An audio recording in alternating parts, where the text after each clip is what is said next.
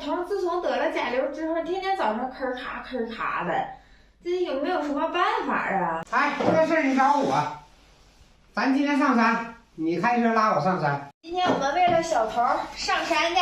哎，上山，这一上山我就乐。小刀，这段离河近，咱就从这儿下吧。大家好，我是来啊。今天上山的目的大家知道吗？看看呢，就是寻找这个的。大家有认识的是吧，好朋友们？我们多少年之前就采过。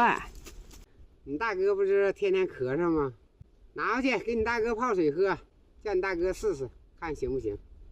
啊，这就是豹马子树，浑身都是宝啊，根儿、树皮，还有豹马子黄、豹马子花，煮水喝都特别好。口感最好的还是豹马子丁香花啊，开花的鲜哈，十里飘香啊！真的，那时候我们去采玉皇蘑，然后路过到神顶峰采灵芝也是的，神顶峰那片那当的晚，开花开的晚，那老远呐，你花都没看到哈，没看到它的花，也没看到豹马树，你就能闻到特别香啊，那股味。那豹马子那个黄和这个皮还有根儿，哎，它们这几种是一样味儿，略略的有点苦味儿。要不说讲的这个豹马子树浑身都是宝。这个豹马子丁香树哈，它不生财，这个它长到一定的年限自动就死了。你看这个就是的，它就死了。这有一个黄还都烂了，这个木头老香了。我们小时候过年那天就攒着这种木头，过年下饺子去烧，就跟放鞭炮似的，噼里啪啦，噼里啪啦，噼里啪啦。我自己，哎呀，我也有发现。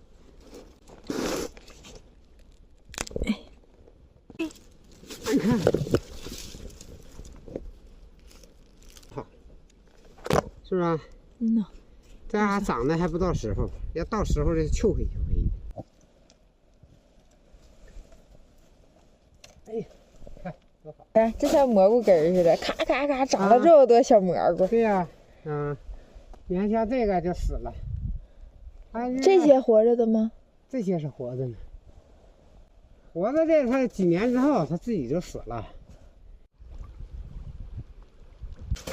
点个大棒子，那个棒子捅不了。